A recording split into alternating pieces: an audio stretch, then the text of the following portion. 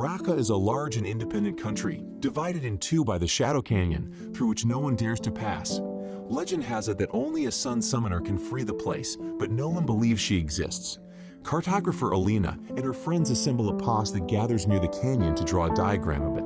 Looking at the dark cloud, Alina recalls her childhood spent in an orphanage after the canyon took her parents. The girl often stood by the map thinking about how she could bypass the dangerous place, but her teacher explained to her that it was impossible. The canyon was surrounded by danger on all sides. From that moment on, Alina began dreaming of finding a safe way through the darkness. Standing at the entrance, Alina's memories returned to the past. At the orphanage, she had a best friend, Mal, whom she protected from the local bullies. Growing up, Mal was no longer afraid of the stronger ones and became a fighter, but his friendship with Alina only grew stronger. Once at the camp together, the friends watch with interest the training of the Grisha mages who participate in the fight against Shadow Canyon. Mal introduces Alina to his friends, from whom the girl learns that the maid has long perceived their relationship as more than friendly. The pair plan to go on an expedition to the canyon together, but Mal gets an outfit on the island of Ketterdam at the distribution. At the same time on Ketterdam, a local guy, Jasper, catches a counterfeiter in a casino.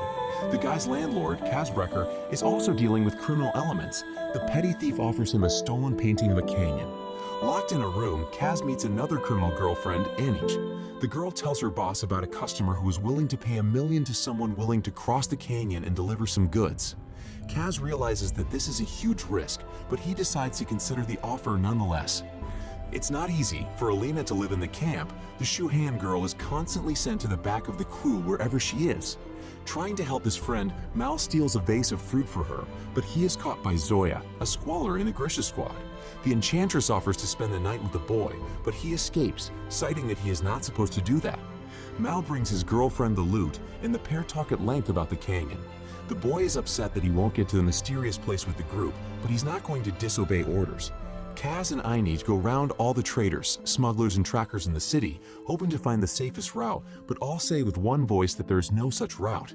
An aide reports to Kaz that from an intercepted note, they have learned that a certain Trizin is seeking the services of a Heartrender, a man who can talk to anyone, for the night.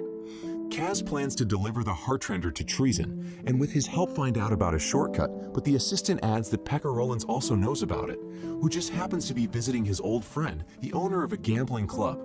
Pekka Rollins also demands a Heartrender, and knowing that one works at the Orchid Night House, the thug declares to the owner that he is taking over the establishment.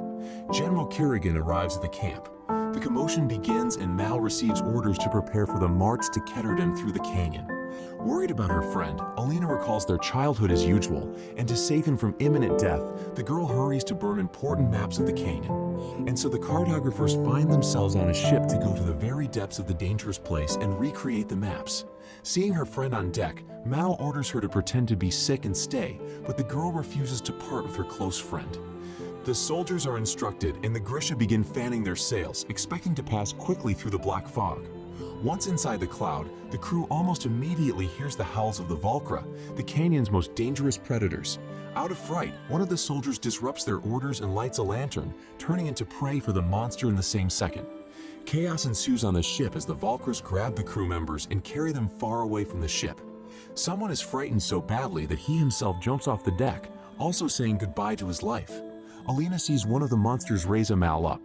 The girl shoots the Valkra, but the young man's wound proves too serious, and he bids farewell to his friend until his next life. At that moment, Alina herself falls into the monster's clutches. On the other side of the canyon, General Zlatan's army is lined up on the pier, welcoming the ship. The commander realizes that the ship's being 2 hours late says only one thing, that there is no point in waiting any longer, but suddenly a man appears out of the black fog. The guy is pulled onto the dock, and the general asks to be told about the crew. Pekka Rollins is reported that the Heartrender has been stolen.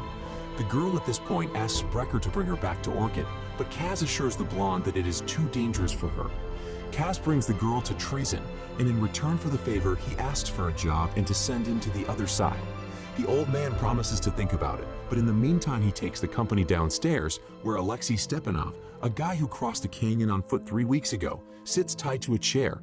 He managed to tell Trizin that their ship was attacked by the Valkyrs, but an unknown device illuminated everything around them and the monsters disappeared. Alexei cannot tell more about the device, and the old man has to resort to the services of a heartrender. The girl begins to work, and Stepanov begins to speak. He claims that he was saved by the Sun Summoner, who was previously thought to be a mythical character. The sorceress turns out to be Alina. After finishing his interrogation, Trizin gets rid of the guy so no one else will know his secret and offers Kaz to join his expedition to find Alina Starkova. As a teenager, Alina had a chance to be tested and find out that she was a Grisha. But not to departed from Mal, the girl escaped on test day with him, and the friends spent the day lying in a field. Here they are now also lying on the deck of the ship, and Mal is looking for his friend's hand, but he is picked up and carried away. Inge thinks the plan is too crazy, but Kaz is not about to give up on what he has planned, even if he has to go it alone. Alina is brought to General Kurgan, but she does not understand what is wanted of her. Having recovered, Mal hurries to the general's tent, hoping to save his friend from dangerous experiments. The boy does not make it in time. After running a sharp claw through the girl's vein, Kurgan demonstrates her magical origin, and a beam of fire rises through the walls of the tent into the sky. Pekka Rollins arrives in Kaz's room. He asks the boy to give up the trip and forget about the money, offering to keep him alive in return. The stubborn guy refuses, determined to see it through. At the casino, he finds a woman who was passing through the canyon, and she tells the businessman about the guide who helped her survive. The general orders that Alina be taken to the palace, despite her indignation, and attempts to find Mal. The boy runs after the carriage in which his friend is being taken away, but his sore leg severely slows him down. On the way, Alina's new friends tell her that she is a special Grisha. Only the Sun Summoner can rid the world of Canyon. The wagon stops. The road is blocked. The guards go out to reconnoiter, and the carriage immediately falls into the trap of witch hunters, who are about to exterminate all the Grisha. At the last moment, Alina is saved by Kurgan. The rest of the mages escape or are killed, so the general takes only one girl away. After galloping dozens of kilometers on horseback, Alina asks the general to give her a break and explain what is happening. Kurgan repeats the words of the soldiers, telling the girl that she has been awaited for centuries and now she alone can defeat Shadow Canyon. The girl does not share her enthusiasm and asks to be stripped of her gift so she can return to her loved ones, but the general advises her to accept it, and the pair continue on their way to Kurgan's castle. Kaz drops in on a friend and learns the name of a guide who can lead them through the canyon. Once at his house, Brecker finds Inge there, and he again asks his friend not to give up and go in search of Alina with him. Kurgan brings Alina to the palace, hinting that she is more a prisoner there than a guest. Tears drip from the girl's eyes, but she cannot get out of her confinement. Mal is about to defect and run after Alina, but his friends persuade him not to risk it and to delay a little. Kaz persuades Inge to go with him, and as a pledge for the girl, he leaves the landlady's papers for her club.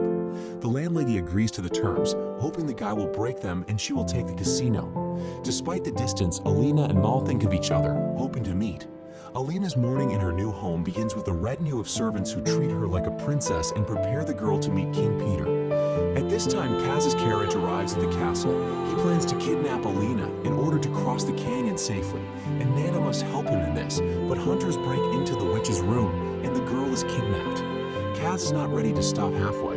After making a list of everything they need, the guide arranges a time when they will set out on her perilous journey. Alina wears a strange costume, and the dressmaker takes her to the king, explaining how she should behave when they meet. The girl tries to find out from her friend whether it is possible to escape from the rich palace, but a general appears on the way out instead of the court attendant, and she has to put aside her thoughts of escape. The general introduces Alina to the king and his wife, promising that the girl will change the future. He casts darkness over the throne room and helps the girl demonstrate her gift and summon the sun.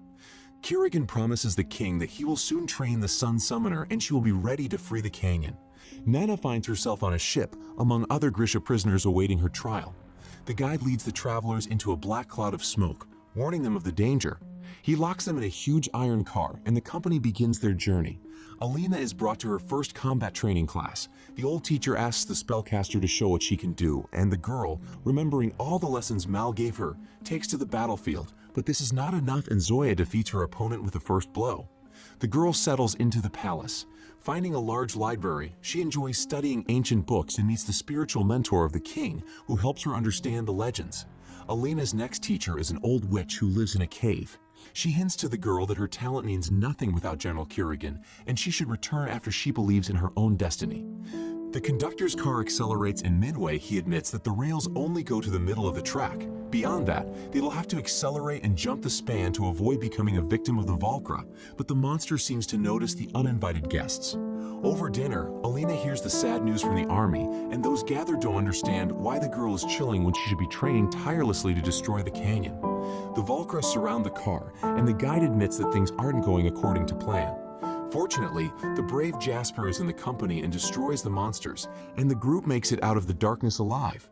Mal's squad continues to work, and all the while the boy has not given up hope of finding out the fate of his friend. He tries several times to send a note to the palace, but no one allows him to do so. Unexpectedly, the boy gets a chance. General Kirigan promises to award a visit to the palace to anyone who dares to venture into the dangerous forest and retrieve Morozov's deer. Recognizing Alina's hand in the drawing, Mal does not hesitate for a second. Kirigan invites the spellcaster for a horseback ride, but before that the girl learns that Zoya was kicked out of the palace because of their quarrel in class. The company that have overcome the canyon celebrate their victory in the tavern, but a new adventure awaits them. It is almost impossible to get into the palace without Nina, so they need to find a secret entrance. The general and Alina spend time together in the woods, discussing the legend of how the canyon came to be. The girl admits that she is afraid of failing and incurring the wrath of people, but Kirigan reassures her and promises to stay by her side. Her friends don't leave Mal behind and are going into the woods with him. Unaware of this, Alina admits to her friends that she would feel better if a friend were by her side. The girl is sure that her letters reach her pal, and he will visit her in the palace very soon. Kaz's company sneaks into the city archives to steal a plan of the small palace. Inge almost falls prey to the archivist, but she manages to escape, taking with her a plan of important maps. The soldiers enter the forest and begin searching for the deer, hoping that Mal will manage to get into the palace and see Alina. One of the guards sneaks into the hole to secretly feed Nina.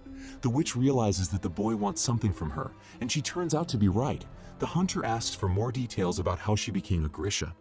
Nana refuses to eat and refuses to talk to the Punisher, saying only that witches have never wished people harm.